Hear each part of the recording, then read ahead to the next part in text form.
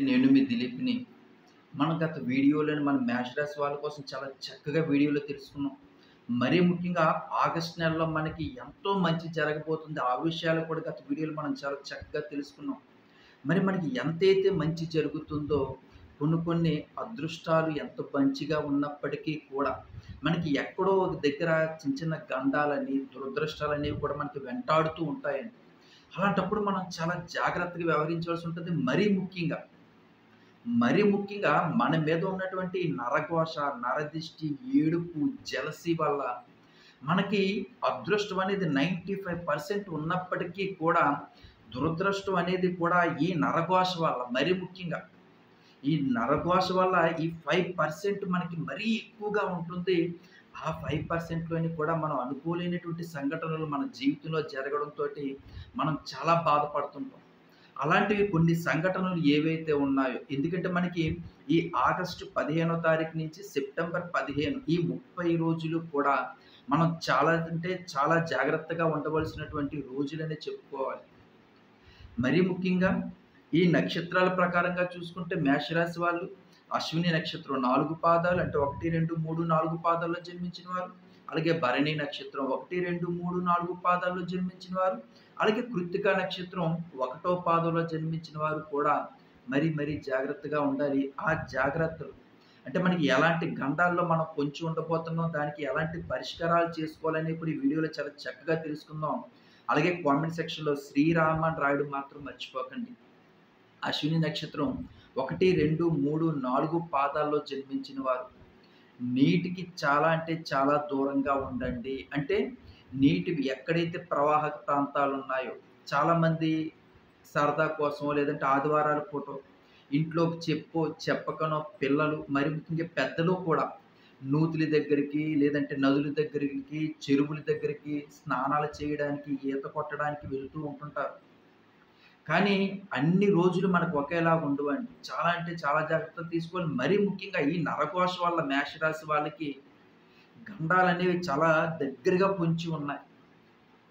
మనకి ఏదైనా సరే సంఘటన జరిగినప్పుడు మనం మనల్ని మనం ఏ రోజు నిందించుకోలేము. అలాగే భగవంతుడిని నిందించలేము. అలాగే గ్రహాన్ని నిందించలేము. మనం మొట్టమొదటిగా మన నోట్లోంచి వచ్చేటువంటి మాట ఏంటంటే, ఎవరి ఘోష తగిలి మా కుటుంబం ఇలా జరిగిపోయిందో చూసారండి. అంటే ఈ ఘోషకి, నరఘోషకి కూడా కుటుంబాలు ఎన్నో ఇబ్బందులు, బాధలు పడుతుంటుంటాయి. అలాగే ఈ అశ్విని నక్షత్రం 1, 2, 3, 4 పాదాల్లో జన్మించిన వారు ఈ చెరువుల దగ్గర స్నానాలకు వెళ్ళినప్పుడు గానీ, ఈతలకు వెళ్ళేటప్పుడు గానీ, లేదంటే నదీ పరివాహక ప్రాంతాల దగ్గరికెళ్ళేటప్పుడు గానీ, లేదంటే కొలనులు అంటే పెద్ద పెద్ద అక్కడ ఎక్కడ గొయ్యిలు ఎక్కువగా పెద్ద పెద్దవి ఎక్కడుంటాయో మనకు తెలీదు. పైకి మాత్రం చాలా చక్కగా కనిపిస్తా ఉంటుంటది. మరీ ముఖ్యంగా సముద్ర తీర ప్రాంతాల్లో స్నానాలకో, లేదంటే విహారయాత్రలకు వెళ్ళినప్పుడు ఎందుకంటే నీరు అనేదండి అశ్విని నక్షత్రం వాళ్ళని చాలా దగ్గరగా అంటే మనం ఎంత ఒక 2 అడుగులు ఏసాము అంటే చాలా అట్రాక్ట్ చేస్తుంటదండి నీరు కూడా. మనం అనుకుంటాం నీరంటే చాలా భయమండి అసలు నీటి దగ్గరికి ఎళ్ళరు. కానీ ఏం జరిగిందో ఏమో తెలీదు గానీ అంత మధ్య లోతు దాకా వెళ్ళిపోయారంటే అది మనం తర్వాత చాలా బాధపడుతుంటాం. ఆ మనిషిని ఆ సందర్భంలో ఆ నీరు తనలోకి పిలుచుకుంటుంటదటండి. మనం ఏసే ప్రతి అడుగు కూడా మనల్ని ఎవరో పిలిచినట్టుగా లోపలికెళ్ళిపోతాము. తర్వాత మనం తేరుకునే లోపలే ప్రమాదంలో చిక్కుకొని పోతాం. అందుకే అశ్విని నక్షత్రం వాళ్ళు ఎప్పుడు ఇంట్లోంచి బయటకు వెళ్ళినా దుర్గాదేవిని ఆరాధించుకోండి. దుర్గాదేవిని నమస్కరించుకోండి. తల్లి ఈరోజు నన్ను చాలా బాగా చూడు తల్లి. నా కుటుంబాన్ని, నన్ను రక్షించు తల్లి అని చెప్పి మీరు ఇంట్లో నాకు ఎలాంటి అపకారం కూడా జరగకుండా లేదంటే ఎలాంటి శత్రువులు నా మీద దాడి చేయకుండా, నన్ను, నా కుటుంబాన్ని ఎల్లవేళలా కాపాడు తల్లి అని చెప్పి దుర్గాదేవిని మీరు ప్రతిరోజు కూడా స్మరించండి. మరీ ముఖ్యంగా ఈ ఆగస్టు 15వ తారీఖు నుంచి సెప్టెంబర్ 15వ తారీఖు అంటే ఈ 30 రోజులు కూడా మీరు ప్రతిరోజు కూడా దుర్గాదేవి యొక్క నామస్మరణ చేసుకుంటూ, అలాగే మీరు ఇంట్లోంచి బయటకి వెళ్ళేటప్పుడు చాలా జాగ్రత్తలు తీసుకోండి. మరీ ముఖ్యంగా ఈ నీటి ప్రవాహ ప్రాంతాల దగ్గరికి వెళ్ళేటప్పుడు ఇంకా జాగ్రత్తలు తీసుకోండి. తరువాత భరణి నక్షత్రం 1, 2, 3, 4 పాదాల వారు మనం చూసుకున్నట్లయితే మాత్రం వాహనాలు నడిపేటప్పుడు చాలా కేర్‌ఫుల్‌గా ఉండాలి. ఏదో నాకు పర్వాలేదు.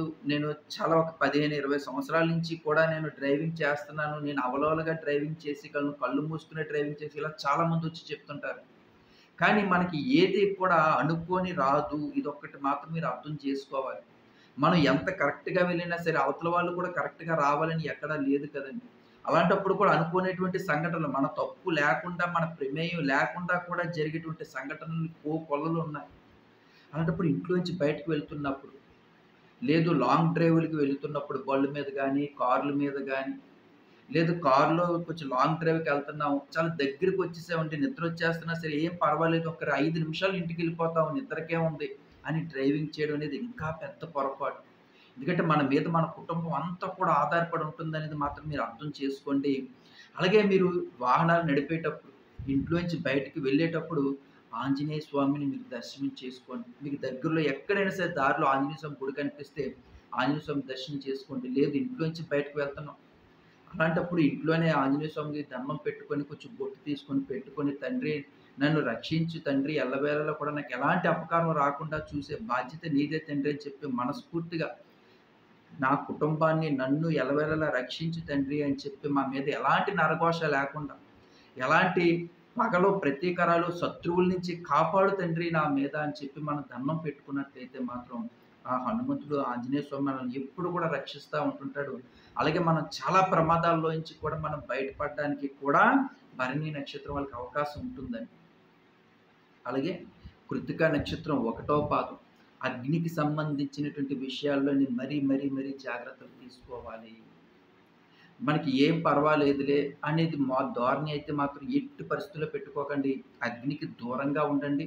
అలాగే అవకాశం ఉన్నంత వరకు కూడా ప్రతి ఆదివారం కూడా సూర్యనామూర్తిని మీరు దర్శనం చేసుకోవడం గానీ, లేదంటే సూర్యనామూర్తిని మనసులోని మీరు ప్రార్థన చేసుకోవడం గానీ చేసుకున్నట్లయితే ఆరోగ్యంతో పాటుగా మనకి వచ్చేటువంటి గండాల నుంచి కూడా మనం బయటపడడానికి అవకాశం ఉంటుంది. మరిన్ని మంచి విషయాలు తెలుసుకుందాం. అందుకే నా ఛానెల్ సబ్స్క్రైబ్ చేసుకోండి. అలాగే కామెంట్ సెక్షన్‌లో శ్రీరామ అని రాయడం మర్చిపోకండి. ఉంటాను. మీ దిలీప్. జై శ్రీరామ్.